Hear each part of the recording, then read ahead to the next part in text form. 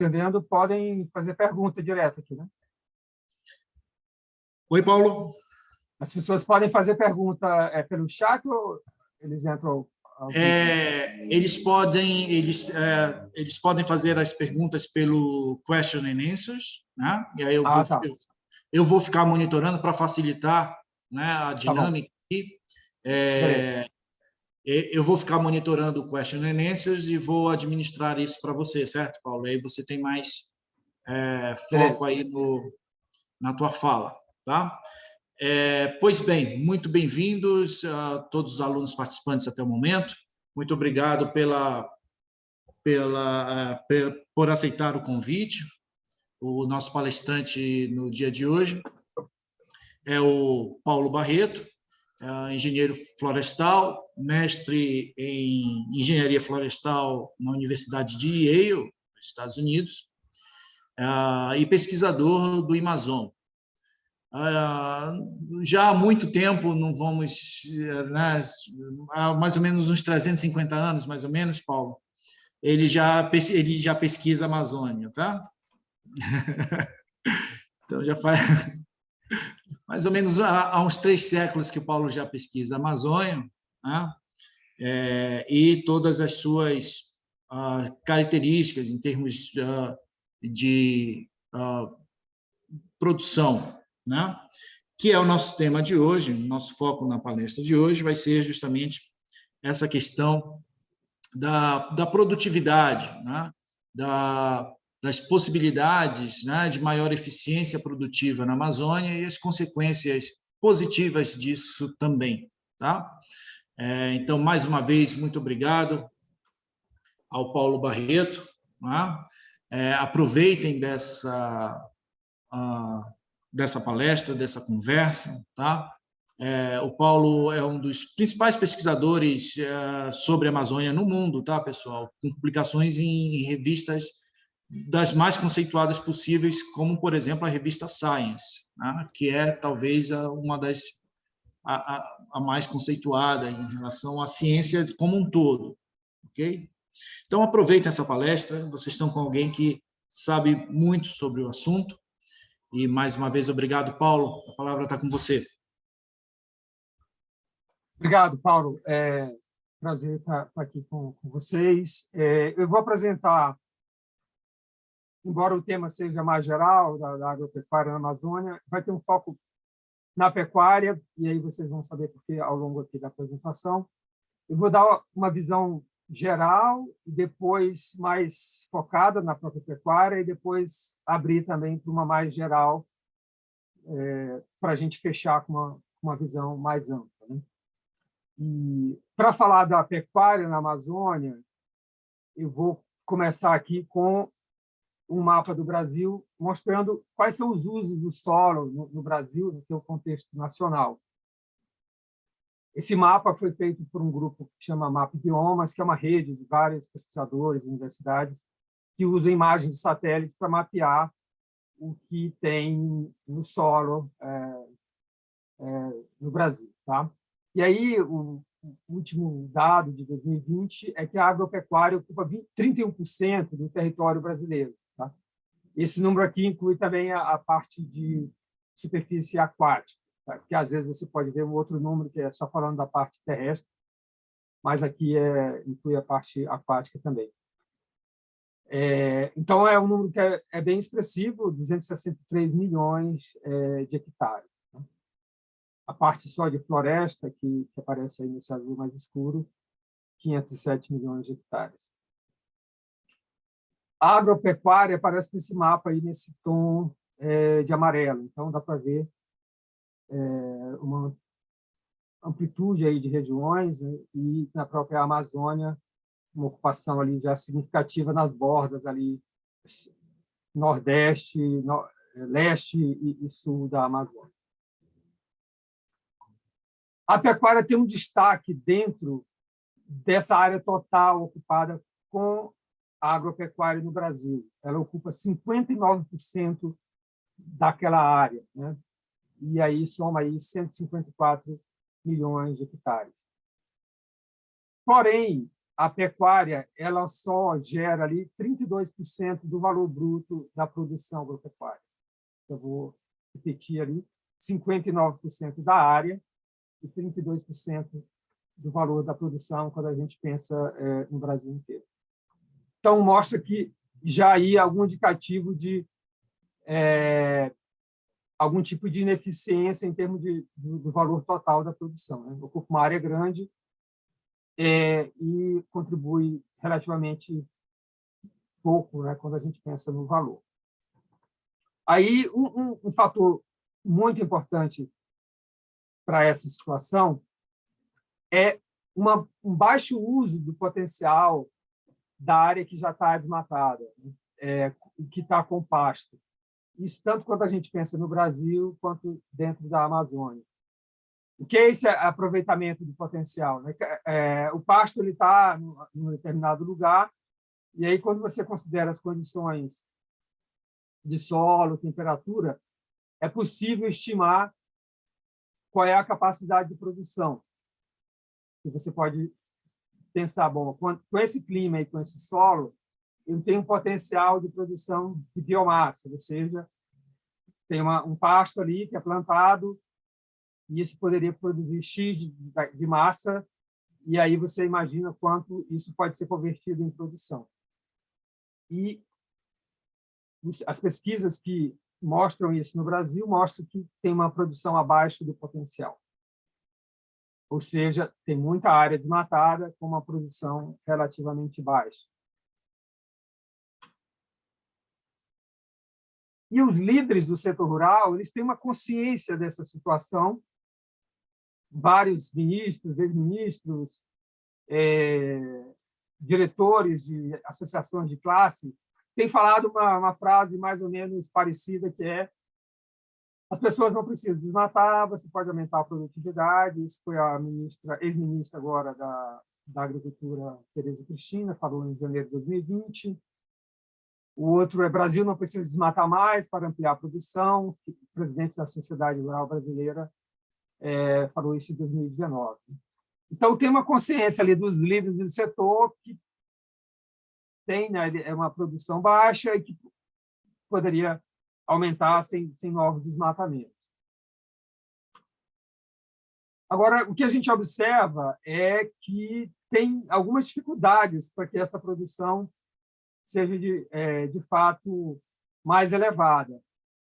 E aí, o último trabalho que eu fiz sobre esse tema, eu acabei encontrando dados que indicam que muitos especialistas, zootecnistas, agrônomos, acabam cunhando um termo que pode parecer curioso, que é uma pecuária extrativista, que seja desmata, põe o gado come o capim ali durante vários anos e não tem um bom manejo daquela área. E a produtividade vai baixando e não tem um bom manejo, essa produtividade vai sendo decrescente.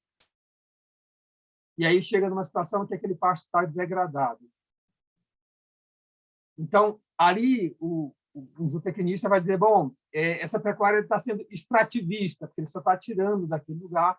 Então, está parecendo mais como uma operação de extração mineral, né? Porque ele está extraindo ali os nutrientes, mas não está tendo uma reposição, um bom manejo dessa área. E quando a gente olha para todos os pastos do Brasil, último dado ali de 2018, a condição de pastos numa situação normal, ali não degradado, era 41% só. E aí, 59% em algum nível de degradação, sendo 32% uma degradação intermediária e uma degradação severa, 27%.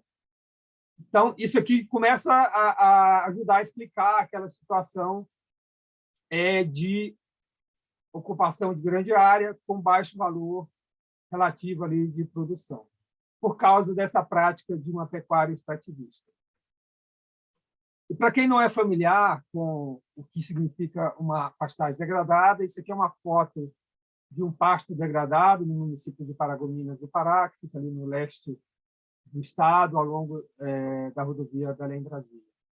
Então, lá no fundo, vocês veem uma área de floresta, aqui na frente uma área que foi desmatada, vocês não estão vendo aí nenhum boi nessa área, tem pouco capim, e já uma vegetação, algumas ervas daninhas, alguma coisa de floresta querendo voltar já, porque não teve um bom manejo dessa área, a parte de pasto isso aqui é uma degradação severa, né? Então, ali já se perdeu o que era pastagem. Agora, quando a gente olha para aquela situação de pecuária extrativa, muita gente enxerga ali uma solução simples para essa pecuária, para ela se tornar mais sustentável. Bom, eu tenho que fazer investimentos, capacitação técnica para converter essas áreas, né? A gente chama ali de reforma de pasto, então pegar essa pastagem com degradação intermediária ou severa, investir, melhorar o solo, replantar ou melhorar o que já tem ali das gramíneas, do pasto, e jogar ali para uma situação de melhor qualidade para produzir mais. Então, esse é o tipo de solução simples que muita gente pensa, vamos, então, investir e fazer capacitação técnica. Acontece que mesmo tem algum investimento, tem alguma capacitação técnica, mas a produtividade não tem melhorado tanto quanto poderia. Então, a gente tem que entender qual é o contexto mais geral dessa pecuária para entender por que essa pecuária extrativista tem continuado ao longo dos anos.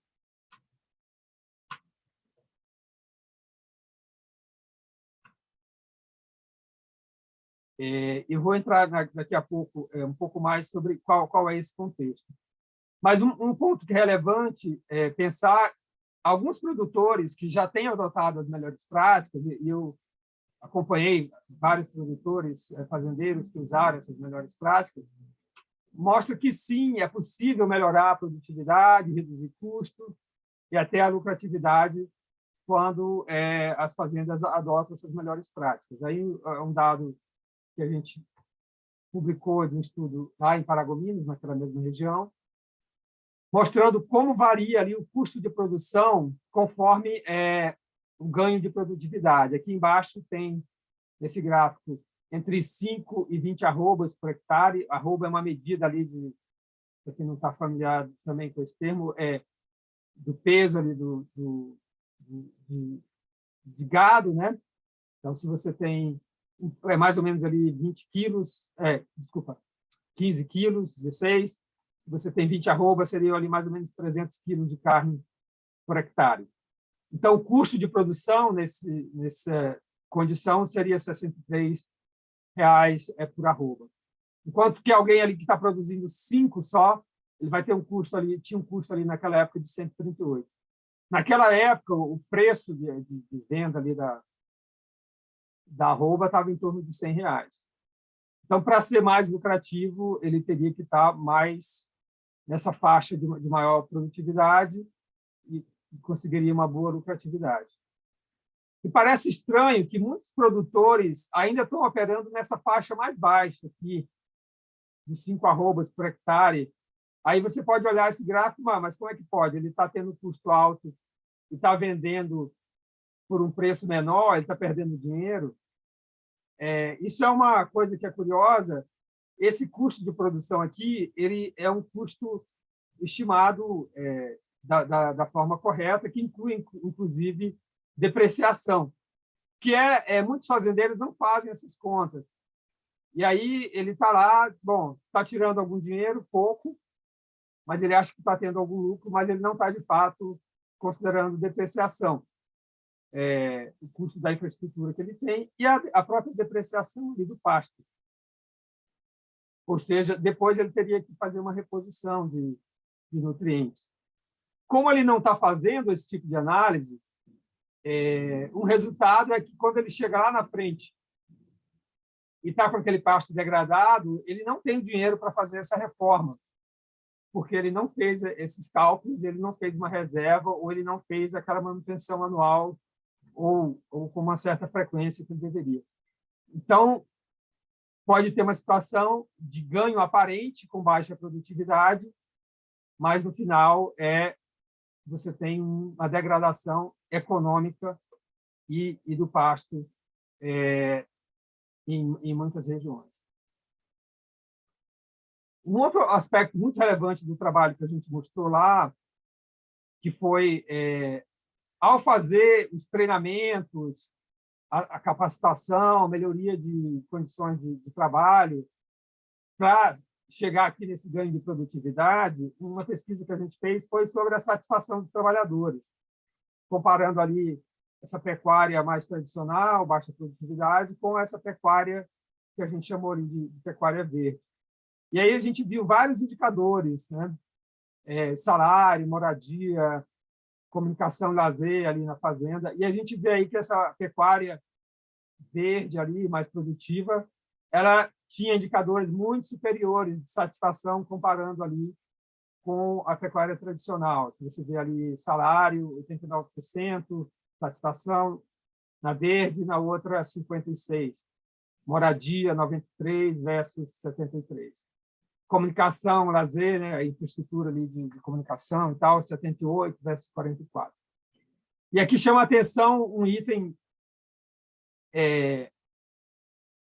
que você pode questionar o funcionário, mas são itens que são mais ligados até à parte de política pública. Ali a gente não teve uma diferença tão grande, né, quando a gente pensa em educação, saúde e segurança, apesar de ser melhor ali na pecuária verde. Mostra também que não basta ter ali os investimentos privados, mas também depende, a condição geral de satisfação depende de políticas públicas. Mas esses dois indicadores aqui, né, de produtividade e de condição de trabalho, mostram que, sim, a pecuária poderia estar numa situação muito melhor se tivesse ali os investimentos, capacitação. Mas, como eu falei antes, tem um contexto que leva a ter muito pasto sendo usado daquela forma extrativa. E aí a gente precisa entender por que isso acontece. Um dos motivos é que a Amazônia tem sido uma região muito atrativa para aquela pecuária extrativista. Pessoas dentro da própria Amazônia acabam migrando de uma região já degradada para novas fronteiras e pessoas de outras regiões do Brasil também migrando. Então, eu chamei aqui de fazendeiros degradados, né, que eles degradam ali a sua área, eles ficam também financeiramente degradados. Aí tem outros incentivos perversos também para a migração, o grileiro, que é alguém que vai lá só ocupar para desmatar, para tentar vender depois. Tem algumas políticas públicas que favorecem esse cenário, né? Então, um grileiro é alguém que vai lá, ocupa uma terra que não é dele, uma terra pública, ele desmata e depois tenta vender. Isso é ilegal, mas de tempos em tempos o Congresso, o Executivo, legalizam ou prometem legalizar esse tipo de ocupação. Então, isso cria um círculo vicioso da pessoa sempre querer ocupar com essa esperança de que algum político vai regularizar ou vai prometer regularizar. Então, a Amazônia fica sendo essa fronteira que atrai essa pecuária extrativista. Aliado a tudo isso que eu falei sobre a terra, tem outros fatores. A pessoa pode tirar ouro, madeira ali inicialmente, de forma ilegal, gera um capital e ele investe ali naquela abertura da floresta. Depois ele pode até pegar um crédito rural subsidiado. Então, tem vários incentivos que favorecem essa mentalidade. Eu posso ocupar, degrado, e depois eu vou para uma próxima fronteira. Então, não é só uma questão do que aquele produtor faz na área, mas esse contexto de conjunto de políticas que favorecem essa mentalidade de pecuária extrativista. E aí, agora, vamos entrar mais diretamente aqui na Amazônia para ver um quadro mais focado aqui no território dessa pecuária. 89% da área de desmatada são pastos na Amazônia. Tá? Então, quando a gente fala desmatamento, em grande parte, tem aí a pecuária. E nesse mapa, esse é um mapa que mostra o que é chamado de Amazônia Legal, que é toda essa região, que é uma divisão política. E que tem esse verdinho aqui mais claro e essa região aqui em cima, é chamado bioma, né, que são as características mesmo da floresta amazônica. E aí a gente tem nessa cor bege aqui, que é desmatado, e grande parte vocês vão ver que é pasto, que é isso aqui. E essa cor magenta aqui embaixo, ela é agricultura, tá? Então dá para ver grandemente a predominância de pasto e aqui a agricultura ocupando uma parte menor. Uma parte disso, nos últimos anos, tem sido soja, que tem ganhado bastante destaque na exportação, bastante lucratividade. Mas dá para ver muito claramente esse predomínio da pecuária nesse mapa. E, na média, com aquelas características que eu falei, de baixo aproveitamento do potencial.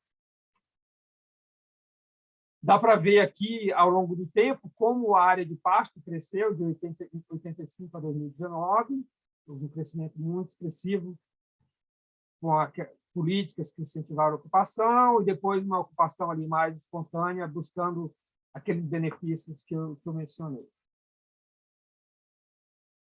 Agora, a pecuária na região, por aqueles vários motivos, ele teve um crescimento maior do que no resto do Brasil. Isso fez com que a participação da Amazônia no total do rebanho subisse muito, né, entre 85 e 2019. 85 tinha ali 7,4% do rebanho do Brasil na Amazônia e passou para 30% em 2019. Então, aquela vantagem, né, que eu falei daquela migração para a Amazônia com aquela pecuária extrativa.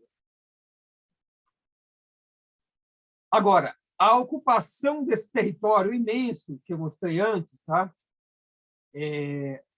Com aquela pecuária extrativa, se você quiser melhorar a produtividade nessas áreas, tem muitas barreiras, tá? Porque você vai ver que é um oceano ali de área desmatada, mal usada, mas com uma escassez dos fatores indutores de produtividade que vocês, na engenharia de produção, certamente estudam. Você tem que ter pessoas com um certo nível de escolaridade para entender como melhorar a produtividade.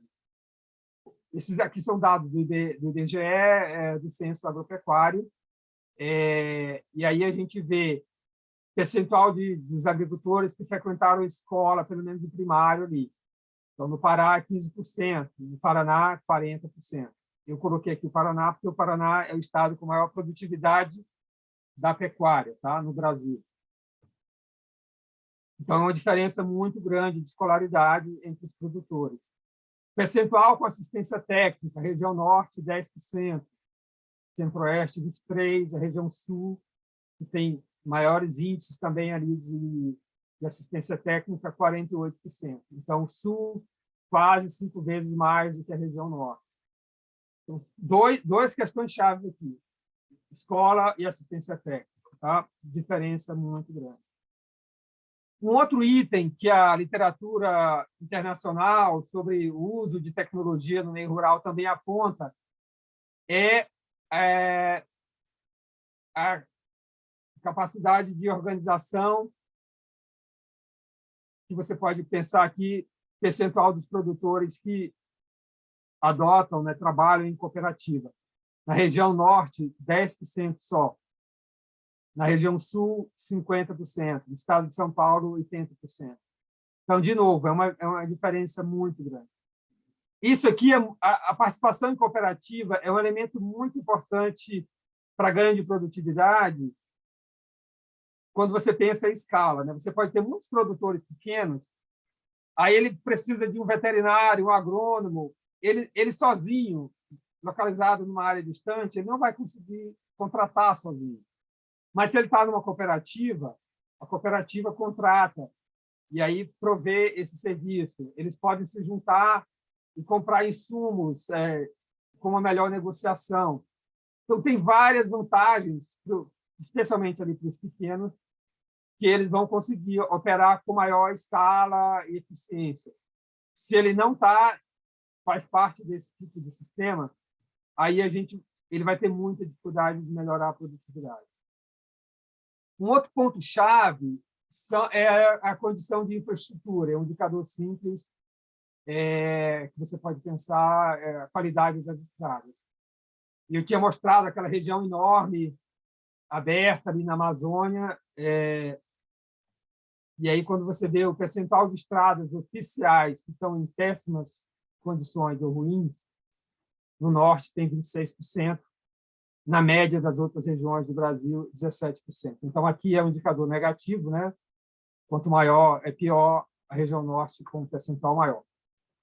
Então, você vê um conjunto de indicadores, de condições para melhorar a produtividade, seja de infraestrutura, capital social, que é as cooperativas, e a condição do próprio trabalhador, assistência técnica, é uma situação de muita desvantagem na região amazônica. Então, para a gente melhorar a produtividade aqui, eu tenho que colocar essas condições presentes. E eu tinha mostrado antes também um outro elemento, que é alguns incentivos perversos que existem, que acabam incentivando aquela ocupação indevida e ilegal de novas fronteiras. Para combater aquilo, que é aquela fonte de terra sempre barata, sendo incorporada ilegalmente à agropecuária, eu tenho que ter políticas que combatam o desmatamento. Eu vou resumir aqui o que o Brasil já fez nessa área. Por alguns anos, o Brasil foi bem sucedido e reduziu o desmatamento. Eu não vou entrar em detalhe aqui nas políticas, mas dá para ver que entre 2004 e 2012, o Brasil reduziu, essa gráfico é a taxa de desmatamento anual, tá? Que é 27 mil quilômetros quadrados desmatados por ano, e aqui 4,6 em 2012. Uma redução aqui de cerca de 83% da taxa. Então, o Brasil, cada quadrinho verde desse aqui é um tipo de política que foi aplicada aqui ao longo do tempo, que ajudou a reduzir o desmatamento. Então, é muito claro que assim, o Brasil soube fazer, tem política para reduzir. E a aplicação dessas políticas, elas ajudaram o Brasil não só a reduzir o desmatamento, mas eles criaram um ambiente que estimularam a melhoria de produtividade naquele período. Aqui agora você vê aquele gráfico da queda do desmatamento em vermelho, e essa linha azul é o valor da produção agropecuária em bilhões de reais por ano na Amazônia. Aqui, antes de até 2004, aqui, dá para ver que essas curvas eram uma altíssima correlação, e tinham a mesma direção, a mesma inclinação. Com o conjunto de políticas contra o desmatamento caiu, e o valor da produção continuou, depois ele subiu, em parte por causa do ganho de produtividade. Tem vários estudos acadêmicos mostrando esse ganho de produtividade e esse efeito de combate ao desmatamento como um incentivo ali para a pessoa, agora eu não posso mais ir para uma nova fronteira, praticar uma pecuária extrativa, eu vou concentrar aqui em melhorar a produtividade usando as técnicas que já são existentes. Então, esse gráfico ele ilustra muito bem esse movimento que aconteceu. Porém, de 2012 para frente, houve uma reação e um desmonte de várias das políticas que estavam dando certo. De 2012 para 2019, ali houve um aumento de 114% na taxa de desmatamento. E começou em 2012 ali com uma mudança no Código Florestal, que é uma lei bem importante que diz quanto de floresta tem que ter nas propriedades. E essa mudança ela anistiou 41 milhões de hectares de desmatamento ilegal no Brasil inteiro. Ou seja, se eu falar, eu tinha que cumprir a lei, mas agora eu não preciso, eu vou continuar a desmatar, e depois a gente pressiona o Congresso e eu consigo uma vitória. Então, esse tipo de mentalidade ele passou a fazer parte ali de um conjunto, uma parte do agronegócio, e aí a gente vê claramente esse aumento. Teve um estudo muito bem feito que estimou ali o efeito da mudança, só a mudança do Código Florestal, ele levou a um aumento de 1 milhão de hectares, que é 1 mil quilômetros quadrados num período. Então, isso está muito bem também documentado, o efeito dessa reversão de política. Então, se a gente não acerta a parte do contexto que facilita ou estimula o desmatamento, fica difícil a gente equacionar as contas para que a pessoa queira melhorar a produtividade. Tá? Então, eu tento, de um lado, melhorar a produtividade, estimular a melhoria da produtividade, mas também trazer as políticas que a gente tinha que combatiam o desmatamento. Eu vou entrar aqui num...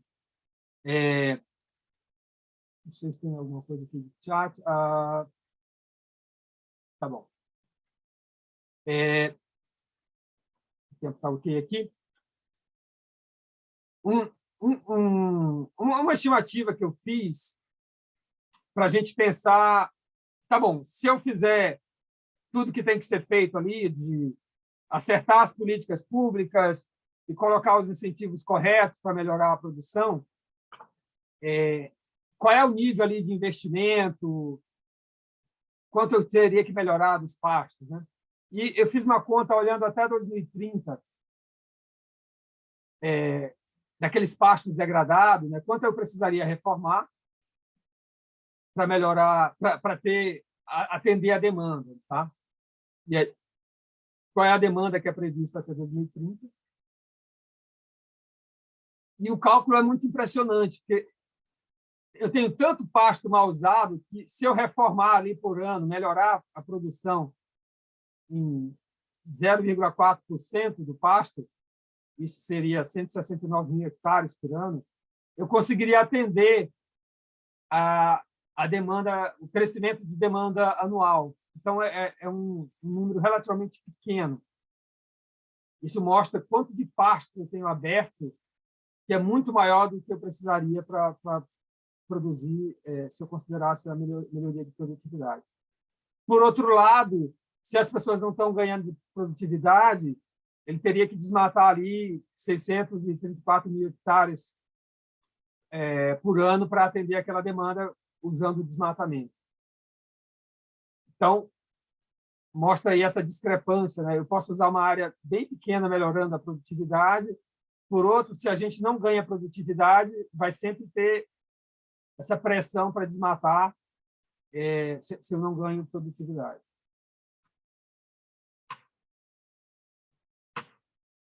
Em termos de qual seria o investimento ali anual, para usar aquela caminho ali de reformar os pastos, melhorar os pastos, gastaria ali 510 milhões de hectares de reais por ano.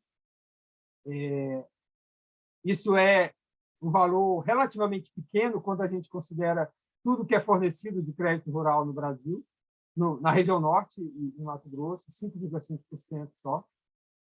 Enquanto que a pessoa, se ela vai desmatar, o conjunto ali dos fazendeiros gastariam ali quase 1 bilhão, né? Quase o dobro. Isso aqui parece meio estranho, né? Mas é que, se eu reformo a pasto, se eu melhoro a área de pastagem, eu uso uma área pequena. Mas se ele vai desmatar, ele vai ter que desmatar o dobro, 3 vezes mais, em relação àquela área de pasto melhorado. Então, no conjunto, essa opção do desmatamento acaba de ter um gasto maior para o conjunto de fazendeiros. Então, esse é um cálculo, se você olha assim, do interesse público, como é que a gente está usando os recursos, fica bem clara essa desvantagem do desmatamento.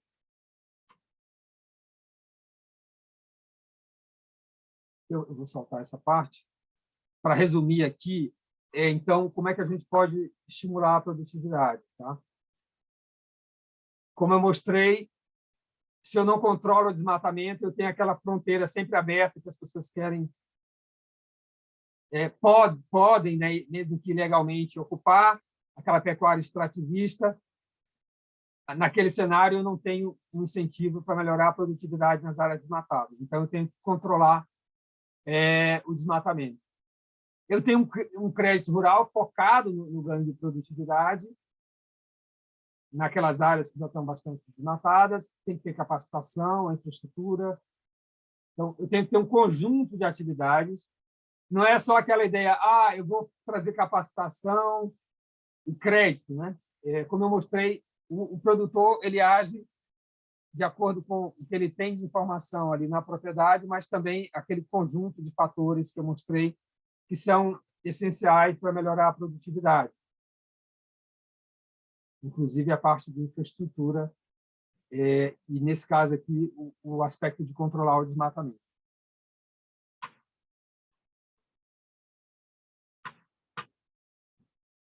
Para terminar isso aqui, eu queria dar como é que a gente pode olhar esses fatores, pensando um pouco aqui naquela geografia que eu tinha mostrado da área desmatada. Aqui é, de novo, a ideia de mostrar o que tem de pasto na região,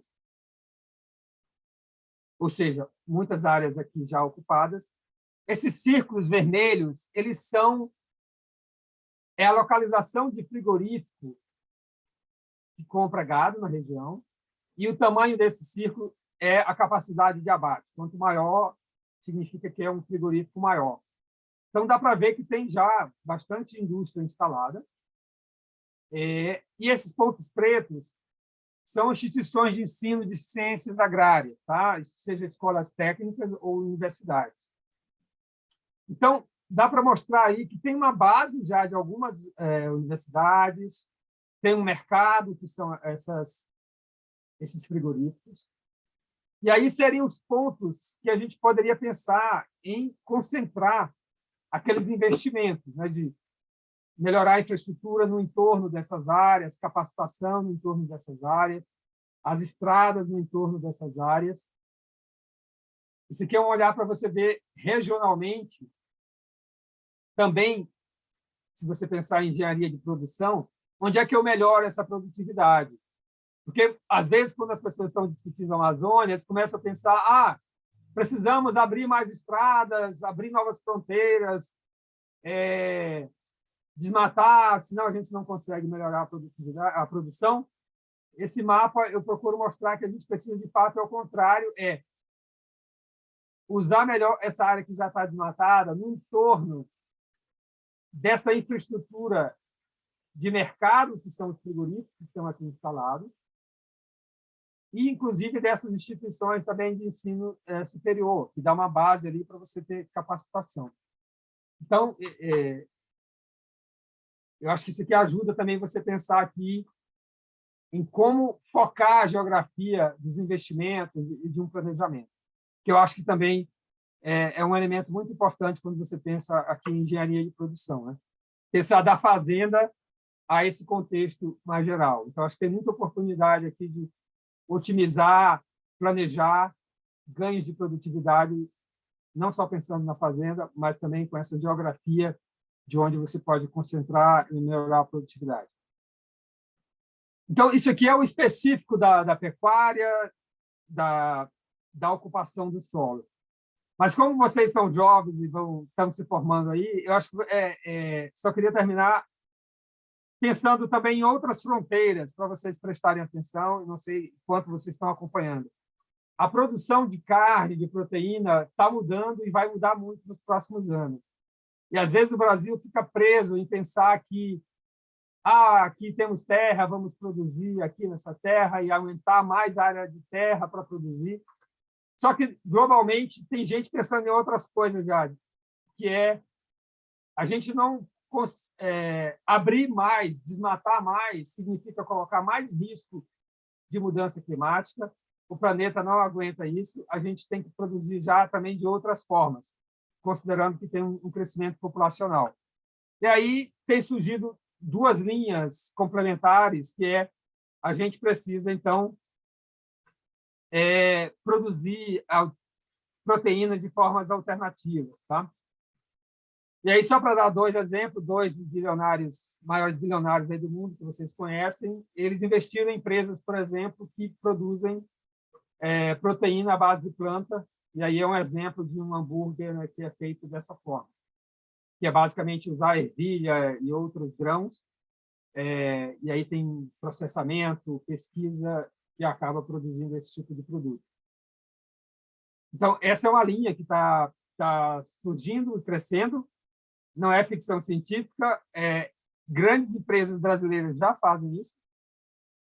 Marfrig é o segundo maior companhia frigorífica do Brasil, se juntou com uma grande empresa americana chamada ADM, que é uma das chamadas as traders, né, de grãos, e eles criaram ali uma carne à base de plantas. E hoje a Marfrig, eu vi essa semana passada de um colega em Nova York que a Marfrig já é a maior empresa produtora dessa proteínas, a carne, né, entre aspas, proteína à base de planta. Então, assim, não é ficção científica, já está acontecendo. Então, acho que é uma área que aí a engenharia de produção pode olhar com bastante atenção e pode ser a nova fronteira aí para o trabalho que vocês vão seguir. A outra área é a carne de laboratório, que está um pouquinho mais distante. Tem pesquisa, tem alguma produção, mas o custo ainda é elevado. Mas a maior empresa de produção de proteína no mundo é brasileira também, é a JBS. Ela, ano passado, 2021, anunciou um investimento de 100 bilhões para a produção de carne de laboratório fora do Brasil. E, semana passada, anunciaram um investimento de 60 milhões de dólares em um centro de pesquisa de proteína cultivada em Florianópolis. Então, são dois investimentos diferentes, um fora e outro dentro, então somando aqui 160 milhões de dólares, mostrando aí que as grandes empresas de proteína animal estão seguindo também outros caminhos que, segundo vários especialistas, que podem desafiar mesmo a própria produção pecuária tradicional, né? Então, eu recomendaria vocês observarem essas movimentações, estudarem. Tem vários relatórios muito interessantes dessas tendências de consultorias grandes, e eu acho que é um caminho também que vocês podem observar. Então, obviamente, tem muito para trabalhar com a engenharia de produção nessa pecuária tradicional, melhorar, né? Mas também, quando pensar em proteína animal ou proteína de plantas, tem outros horizontes se abrindo, então dá muita oportunidade de olhar para o futuro. Obrigado. Muito obrigado, Paulo, pela generosidade em compartilhar todo esse conhecimento com a gente. Eu gostaria de abrir para as perguntas, mas normalmente os alunos demoram um pouco a reagir em relação a perguntar. Enquanto eles vão pensando na pergunta, eu queria fazer uma pergunta, Paulo, sobre essas áreas degradadas. Se essas áreas não forem aproveitadas para pasto, não sofrerem uma modificação em relação à sua produtividade e todas essas questões de gestão que precisam ser feitas, o que acontece com essas áreas se simplesmente a gente deixar sem nenhuma interferência humana? A floresta volta ou não? Uhum. Essa é uma excelente pergunta. É uma outra área que o Amazon aqui também tem estudado, e outras pessoas. De fato, então, assim, você tem uma área desmatada, eu mostrei ali aquela foto, você viu que já tinha alguma coisa voltando. O que volta ou não depende do histórico de uso, quantos anos foi usado, o tipo de uso. Essa pecuária de baixa produtividade, se tiver uma área de floresta perto e alguns remanescentes do que era floresta antes, um pouco de árvore, arbustos dentro daquela própria pastagem, você começa a ter uma volta da floresta, que é o que a gente chama de floresta secundária, né? Você tem a floresta primária, que era a floresta original, que ela é desmatada, mas começa a ter uma volta dessa floresta.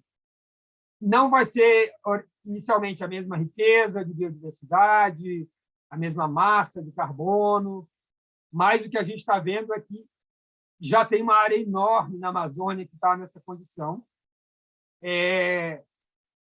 que áreas com pelo menos 6 anos de abandono, tem ali cerca de 7 milhões de hectares.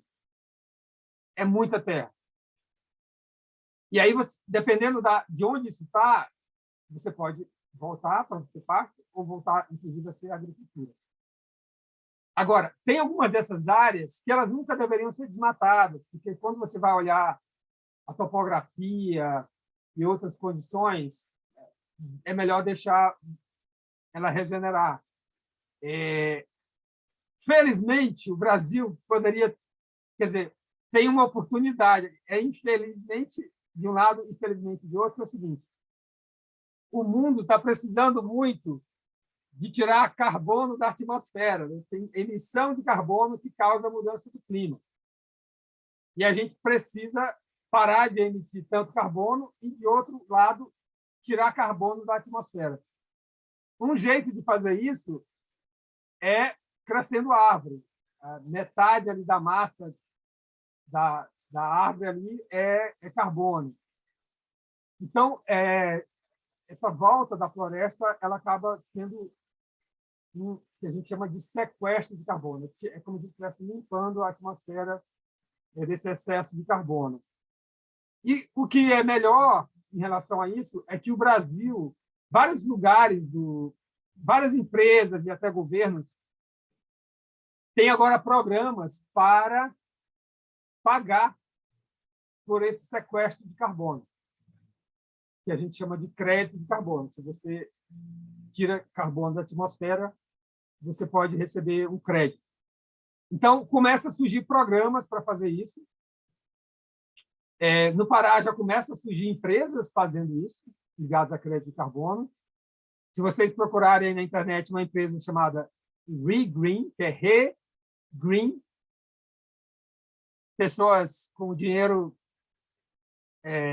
grande fundaram essa empresa, entre eles o Arminio Fraga, por exemplo, e o João Moreira Salles, que é um dos famílias lá dos fundadores do Banco Itaú, e outros. Eles fundaram essa empresa para a restauração, que é justamente nessa ideia de vamos investir, então, e aí eles vão começar na Bahia, mas querem investir também na Amazônia. Então, isso começa a ser um negócio, a restauração dessas áreas mal usadas, que eu não entrei muito nisso aqui, que não era o tema principal, mas eu acho que é um tema super interessante e que vale a pena prestar atenção e ver o que está acontecendo também como oportunidade. Ok. Obrigado pela resposta, Paulo. Alguém quer fazer alguma pergunta? Alguma pergunta, pessoal?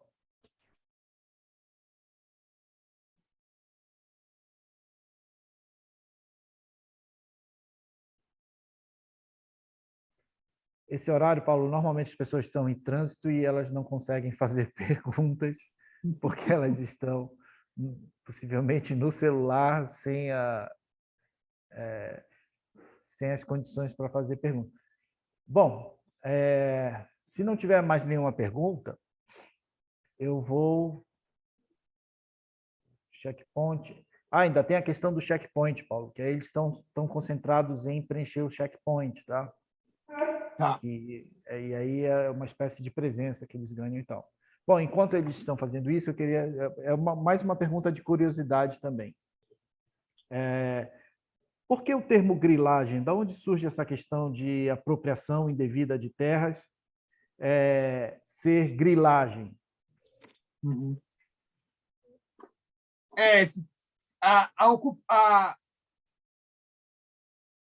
A ocupação indevida de terra pública e tentar legalizar é uma coisa antiga no Brasil, mas ele ganhou esse nome, grilagem, que vem de grilo,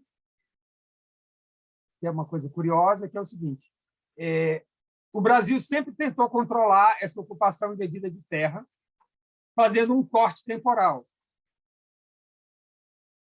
Tá bom, alguém que ocupou uma terra até certa data, o Brasil vai regularizar o passado, mas daqui para frente não pode mais, certo? Então diz assim, então tem um corte, então o que é novo não vale mais. E aí, tem gente que, obviamente, para burlar isso, tenta registrar, ter um título falso, como se fosse antigo.